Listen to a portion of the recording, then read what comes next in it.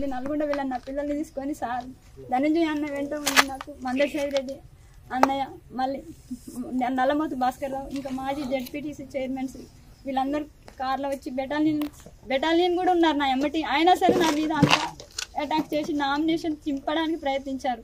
వీళ్ళ సహకారంతో మళ్ళీ నల్గొండకి వెళ్ళి ఎస్పీ గారికి నా కంప్లైంట్ ఇచ్చినాను. ఇస్తే ఆ సార్ నేను చూస్తా అమ్మ, చర్య చేస్తా అన్నాడు. అప్పటికి నాకు ఇంకా ఎట్లాంటి భయం ధైర్యమే రావట్లేదు అసలు. ఇంకా మీడియా వచ్చింది, చెప్పాను, యాక్షన్ తీసుకోలేదు. అయినా ఈ ఊర్లో వీళ్ళిద్దరు తిరుగుతున్నారు. కిడ్నాప్ అయ్యండి అన్న వ్యక్తి నైట్ 9:00 ఇక్కడ తిప్పర్తి స్టేషన్ ముందు దింపారంట. మళ్ళీ మీ తిప్పర్తి స్టేషన్కి వీళ్ళందరూ సహకారంతో వచ్చినాము. వచ్చినాక కూడా ఈయన చెప్పే విధానం చూస్తుంటే మాకు అసలు గుండె పలిగిపోతుంది. అసలు మానవ విలువలే కోల్పోయినాం. బానిసల కాలంలో ఉన్నామా? నేను ఒక ఎడ్యుకేటెడ్ పర్సన్, తెలుగు లెక్చరర్ని, నేను పీజీటీగా చేశాను. అయితే నాకు బానిసల కాలంలో ఉన్నామా? నిజాం ప్రభుత్వం ఇది మనుషులు అన్న విలువ లేకుండా తాగి గ్లాసుల 4 మూత్రం తాగాలంటే మనిషికి హేయమైన పని. ఇలాంటి దుర్మార్గాన్ని కొడిగట్టి అసలు నేను నామినేషన్ వేస్తాను కూడా ఇంత గట్టిగా. అసలు ఇప్పుడు గెలుస్తా, నేను ఖచ్చితంగా గెలుస్తా అన్న నమ్మకం ఉంది నాకు. ఊళ్ళో సహకారం కూడా ఉంది. ధైర్యం చేసిన బిడ్డ అని ఇట్లా ఒత్తుతున్నారు. నాకు అండదండలు ఉంటాయి, నేను ఖచ్చితంగా గెలుస్తా. నా భర్తని ఇంత ఇబ్బంది పెట్టడానికి అవకాశం ఎందుకు ఉండాలి? అసలు నేను నామినేషన్ వేయకూడదా? అందరు సామాన్యుల హక్కు కాదు అది అని నేను ప్రశ్న వేస్తున్నాను. నాకు, నా పిల్లలకి చాలా ప్రాణహాని ఉంది. నేను భయపడుతున్నాను.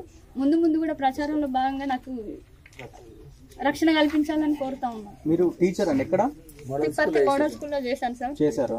రెగ్యులర్ టీచర్స్ ట్రాన్స్ఫర్ అయ్యారు, గెస్ట్ ఫ్యాకల్టీగా చెప్పాను సార్. సార్ ఇంకోటి ఏంటంటే ఇక్కడ యాక్చువల్ గా ఈయన ఏం చేసిన జనాలకు మామూలుగా చాలా భయంతో ఉంటున్నారు. వీళ్ళు మామూలు ఆయన ముందు రావడం కాదు, 1000 మంది వచ్చు కానీ భయం. ఫస్ట్ పోతే ఇప్పుడు ఏం లేదు, గవర్నమెంట్ పథకాలే సార్. ఇల్లు ఆయన ఇంటి నుంచి పెడతలేడు కదా, ఏమన్నా కానీ ఎంకరేట్ దగ్గర పోయి బిల్లులు అయిపోతాయేమో.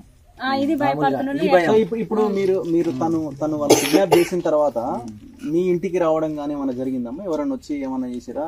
మీరు ఎక్కడెక్కడికి వెళ్ళారు? దాని తర్వాత ఎవరెవరిని సంప్రదించారు? మా భర్త లేడని మాజీ ఎమ్మెల్యే మంత్రి భూపాల్ రెడ్డి సార్ గారిని, మందడి సైదిరెడ్డి చైర్మన్ అన్నయ్యని, ధనుజ అన్నయ్య 3 రోజుల నుంచి మా వెంటే ఉండి మాకు రక్షణ కల్పిస్తూ మా అండదండలు ఇప్పిస్తున్నారు సార్. లేకపోతే ఇబ్బంది అవుతుందని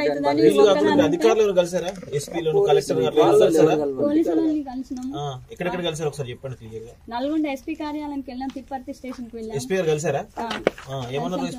అమ్మ నీకు రక్షణ కల్పిస్తాం, ప్రొటెక్షన్ కల్పిస్తాం, అతనికి బైండ్ ఓవర్ చేపిస్తాం, నిర్లక్ష్యంగా నీకు ఎటువంటి హాని కలిగించము అని అన్నారు.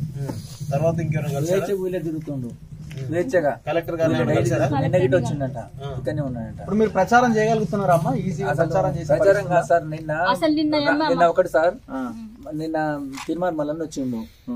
అసలు ఏమైంది బీసీ మామూలు బిడ్డలని వచ్చిండు. ఒక 20 మందిని దగ్గరికి ఆయనతో లబ్ధి పొందరు చూసినావు. ఆ చెరువు డబ్బులు పెట్టి దానికి దాపిస్తుడు, తినిపిస్తుండు, ఏదో ఉంటది కదా సార్ కొంత. అట్లాంటి వాళ్ళని ఆడవాళ్ళని ఒక 10 మందిని బ్యాచ్ చేసిండు. వచ్చి మీ ఆయనకే చెప్తావు మాకు చెప్పవు అంటే ఫస్ట్ ఇప్పుడు మీరు మామూలుగా అడుగురు డిబేట్లా, వాళ్ళు మామూలుగా వాళ్ళకి ఏమైనా అవసరమా? ఇప్పుడు జరిగింది నాకు అన్యాయం, నేను వాళ్ళకైతే అన్యాయం చేయలేదు కదా ఇంకోట్లా మామూలు. ఇంకోటి నాకు పూర్తిగా వ్యతిరేకత, భయంతో ఏడవడిపోతాం, రూపాయి పెట్టుకుంటున్నాం సార్. రూపాయి పెట్టుకుంటాం, ఆయన ఎన్నో వస్తుంది నాకు ఎన్నో వస్తున్నాం. ఇద్దరు ₹1 కంటే ఖర్చు పెట్టొద్దు. గెలుస్తారా అమ్మ? మీరు నమ్మకం ఉందా? ఖచ్చితంగా ఉంది సార్. గ్రామ పెద్దలు ఒకటి ఆయన పైసలు ఎక్కువ పెడితేనేమో, పైసలు ఎక్కువ పెట్టినా పెట్టకపోయినా కానీ మాక్సిమం వరకు 100% రూపాయి పెట్టకపోతే మాత్రం ఎన్ని ఓట్లు పడతాయి సూర్య. రూపాయి పెట్టకుంటే బరాబర్ ఉండాలి, మేము ఉన్నకాడు ఉండాలి. ₹1 ఎన్ని ఓట్లు పడితే చూడండి. సామాన్యులు మీకు మా ఇల్లు ఆధారం చూస్తుంటే రౌడీజం ఇలాంటి చరిత్ర ఏం లేదు సార్. మామూలుగా వెంకరెడ్డి అన్సర్ గారు నడుతుందంటే విపరీతంగా. మళ్ళీ ఈడ పాదూరి శ్రీనివాస్ రెడ్డి అని ఉంటాడు, ఆయన అట్లనే ఆడ కనీసం ఆడ బీసీ నేషన్ జనరల్ ఆడ పరిస్థితి ఏడనైనా బీసీలు ఏడని ఫస్ట్ నామినేషన్ వేయడానికి గోదావరిగూడెం మా ఆరుగూడెం మాకు 3 గ్రామ పంచాయతీలు ఇది ఎంపీటీసీ కాంప్లెట్. వాళ్ళు వేయడానికి ఉనికి లాస్ట్ రోజు వేసిర్రు. మేము వేసినాక వెహికల్ వస్తే మా పోలీసు వాళ్ళ ప్రొటెక్షన్, 4 ఎమ్మెల్యేలు వస్తే నామినేషన్ వేసి 3 యునానిమస్ చేస్తే గిఫ్ట్ ఇస్తాను. ఎవరికో మరి ఏ గ్రామాలు? ఎల్లమ్మగూడెం, ఆరుగూడెం,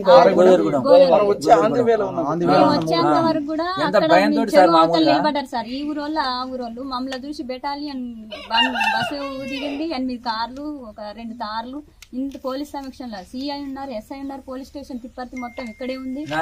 ఆయన ధైర్యం చేయట్లేదు ఎవరు. అక్కడక్కడ మేము వచ్చినాక మమ్మల్ని అందరు వచ్చి 5 o'clock దాకా ఫుల్ బిజీ ఉంది అది. గుడికాడ ఆగిరు సార్, గుడికాడ ఆగి ఇల్లు వస్తారు కాబట్టి అందరూ ఒకసారి మళ్ళీ పోతే ఇబ్బంది అవుతుందని పోలీసు వాళ్ళు ఇటు ఉంది కాబట్టి వేద్దామని భయంతో మళ్ళీ వీళ్ళు ముందుగాల 8 నెంబర్లు వేసుకుర్రు, సర్పంచ్ చేసుకుర్రు, మంచిగా వచ్చిన వేద్దామని మంచిగా నరుకుదామని చూస్తుర్రు. ఇక ఎవరికి చేయొద్దు 26 నెంబర్లు సర్పంచ్ అడుగుతారా క్వశ్చన్స్ ఏమైనా అడిగే వాళ్ళు కిడ్నాప్ అయింది ఇంతైనప్పుడు సహకారం ఎవరు సహకరించారు మీకు? ఇంత ధైర్యంగా ఎవరిచ్చారు మీకు? అంటే ఇంత ఇబ్బంది ఉన్నా కానీ